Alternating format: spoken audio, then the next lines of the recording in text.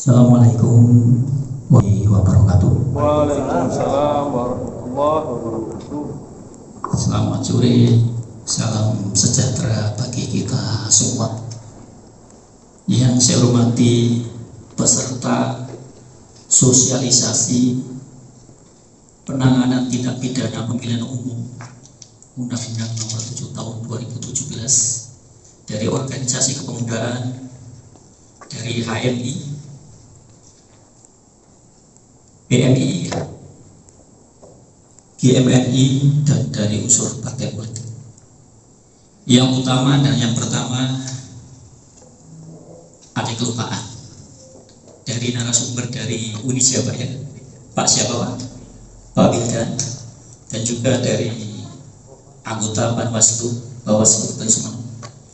Yang utama dan yang pertama, mari kita bersama-sama memanjatkan puji syukur kehadirat Allah SWT. Alhamdulillahirabbil alamin. Dalam kesempatan sore yang berbahagia ini kita diberi nikmat sehat sehingga bisa bersilaturahim dalam kegiatan ini. Salawat serta salam mudah-mudahan tercurahkan pada junjungan kita Nabi besar Muhammad SAW.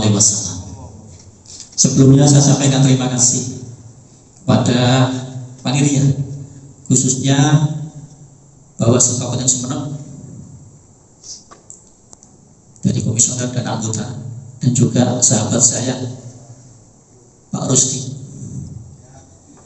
Dalam kesempatan ini perkenankan dan izinkanlah saya dari Kejaksaan Negeri Sumeneb diberi kesempatan untuk bertatap muka, untuk berdiskusi terkait dengan masalah penanganan perkara tindak pidana pemilihan umum.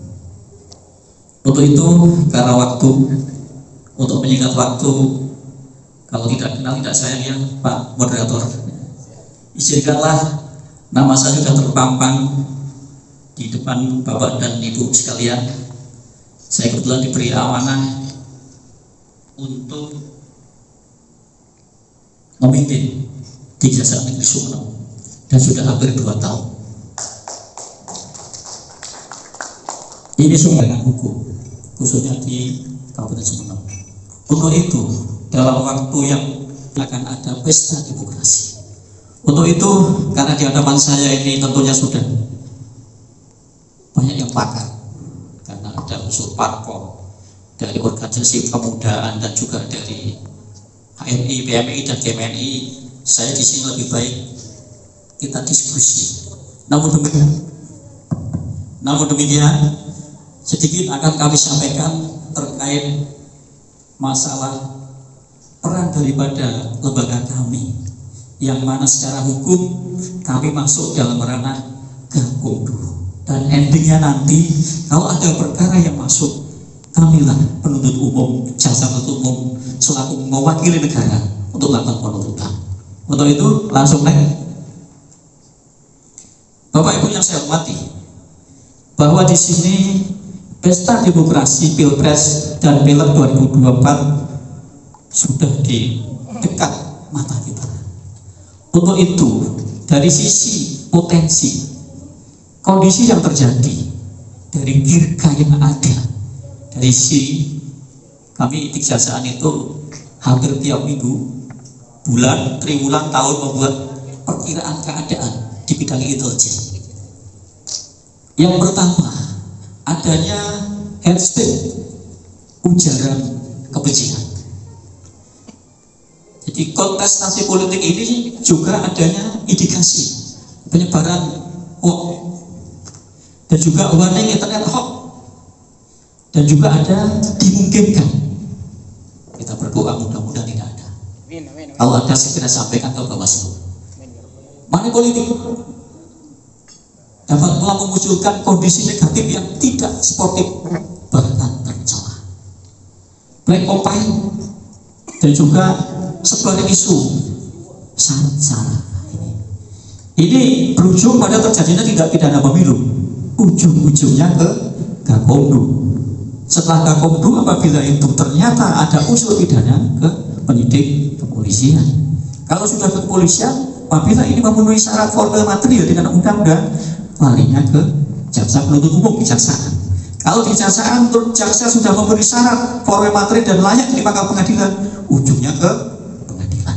Ini nanti akan saya bedah. Mau izin? Saya nanti minta waktu nggak apa-apa Pak ya? Boleh, boleh Pak.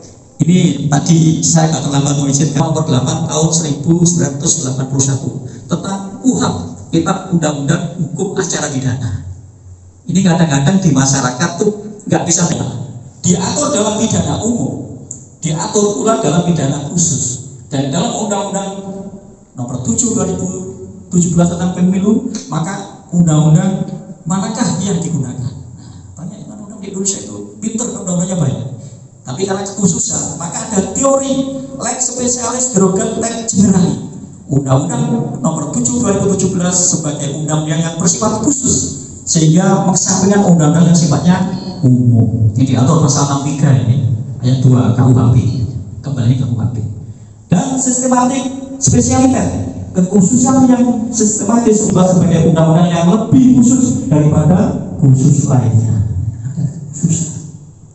Dan juga Undang-Undang Nomor 7 2017 tentang Pemilu merupakan undang-undang yang lebih baru, sehingga mengesampingkan undang-undang yang sudah diundangkan sebelumnya. Tentunya di antara kekhususan dalam pengaturan penanganan tindak pidana pemilu adalah kan banyak undang-undang luar biasa. Ini hati-hati. Jaksa pun harus ngelontok ini, kalau enggak begitu kita tahan kita diprak, kalau kita kalah dikeluarkan.